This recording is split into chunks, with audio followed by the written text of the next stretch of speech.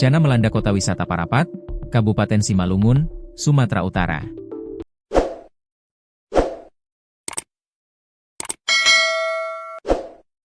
Minggu, 16 Maret 2025, petang, Parapat berubah menjadi lautan lumpur setelah banjir bandang menerjang.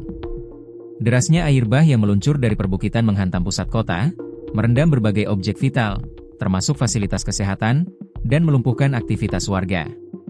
Kesaksian warga detik-detik air bah datang, Parapat dikepung luapan air campur lumpur.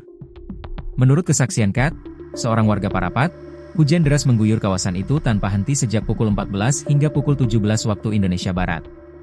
Awalnya hanya hujan biasa, tapi semakin deras. Lalu tiba-tiba, sekitar pukul 17, air bah datang dari bukit-bukit Parapat. Kami panik, karena air naik begitu cepat, ungkapnya dengan suara gemetar. Tak butuh waktu lama, luapan air bercampur lumpur menerjang kawasan utama kota. Ruas jalan utama lumpuh total, kendaraan terjebak dalam arus deras, dan beberapa bangunan mengalami kerusakan parah. Yang lebih mengkhawatirkan, fasilitas kesehatan, termasuk ruang unit gawat darurat, UGD, di salah satu klinik, ikut terendam, membuat layanan medis terganggu. Rumah sakit tidak bisa beroperasi maksimal.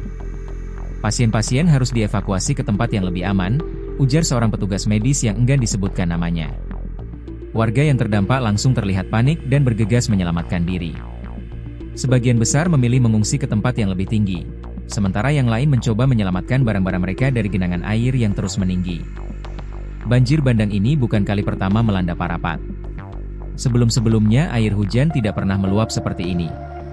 Sekarang setelah hutan banyak gundul, setiap hujan deras, air langsung turun ke kota dengan membawa lumpur, ujar seorang warga yang meminta pemerintah segera bertindak.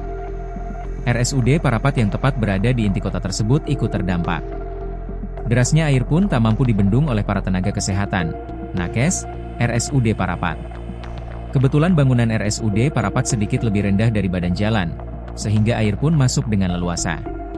Kepala Dinas Kesehatan Kabupaten Simalungun, Edwin Tony Simanjuntak mengatakan bahwa pihaknya sudah menerima laporan dari manajemen RSUD Parapat ihwal dampak banjir bandang yang terjadi.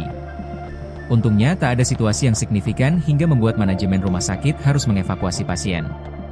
Adapun penyebab banjir, kata Juniarli, lantaran meluapnya sungai kecil yang bersumber pada perbukitan Kecamatan Girsang Sipangan Bolon.